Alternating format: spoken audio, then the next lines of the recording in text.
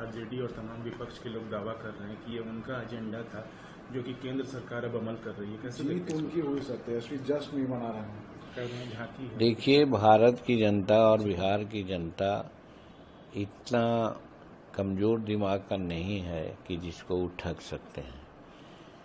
आज जातीय जनगणना के नाम पर लोग श्रेय लेना चाहते हैं, तो 2014 के पहले किसकी सरकार थी?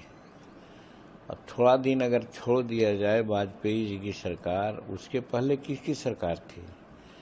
और ये लालू जी इतना कदावर नेता थे जो राष्ट्रपति शासन रिवोक होने के बाद जब राबड़ी देवी को रिज्यूम करना था तो राष्ट्रपति जी का निवास था उस समय मॉस्को में, यानी रूस में, रातों रात वहाँ दस्तखत करवाए थे। इतना कदावर नेता थे भारत के रेलवे मंत्री होने के नाते।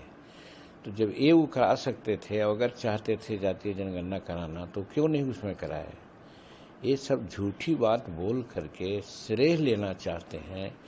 और नरेंद्र मोदी जी से नीतीश कुमार जी के नेतृत्व में हम लोग मिले थे आज से साल भर पहले, और उस समय भरवेटम बात हुई थी। उस समय उन्होंने न और हाँ कुछ नहीं कहा था, तो हम लोग समझते थे कि मौन स्वीकार लक्षण है। लेकिन उसके बावजूद उन्होंने एक संकेत दिया था कि राज्य अगर चाहे तो जातीय जनगणना करा सकता है। तो नीतीश कुमार आए और जातीय जनगणना उन्होंने कराया। दूसरा राज्य भी देश का है, उसने भी कराया। तो कहने का मतलब कि नरेंद्र मोदी जी शुरू से ही नकारात्मक भावना का आदमी नहीं थे। वो चाहते थे कराना, लेकिन समय की तकाजा थी, समय की बात थी, उसमें कई एक उलझने थी। जब उलझन समाप्त होते देखा गया तो उन्होंने अभी लास्ट कैबिनेट में डिसीजन लिया जो ऐतिहासिक डिसीजन है। और ये श्रेय पूर्णतः नीति ये नरेंद्र मोदी जी को ही जाता है। दूसरा कोई अगर कहते हैं तो ठोठी दलील है। आरजेडी और तमाम विपक्ष के लोग दावा कर रहे हैं कि ये उनका एजेंडा था जो कि केंद्र सरकार अब अमल कर रही है। कैसे जीत उनकी हुई सत्याग्रही जश्न नहीं मना रहे हैं। झांकी है। देखिए, भारत की जनता और बिहार की जनता इतना कमजोर दिमाग का नहीं है कि जिसको वो ठग सकते हैं।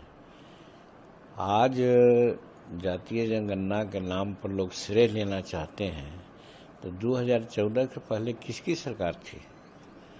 अब थोड़ा दिन अगर छोड़ दिया जाए वाजपेयी जी की सरकार, उसके पहले किसकी सरकार थी?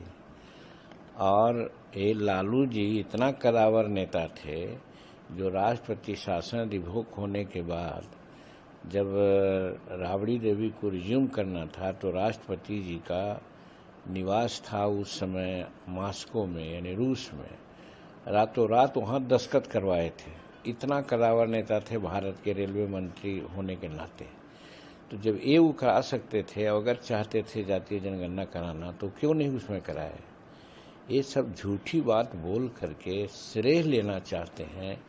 और नरेंद्र मोदी जी से नीतीश कुमार जी के नेतृत्व में हम लोग मिले थे आज से साल भर पहले, और उस समय भरवेटम बात हुई थी। उस समय उन्होंने न और हाँ कुछ नहीं कहा था, तो हम लोग समझते थे कि मौन स्वीकार लक्षण है।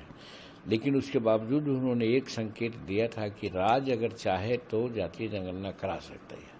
तो नीतीश कुमार आए और जातीय जनगणना उन्होंने कराया। दूसरा राज्य भी देश का है, उसने भी कराया।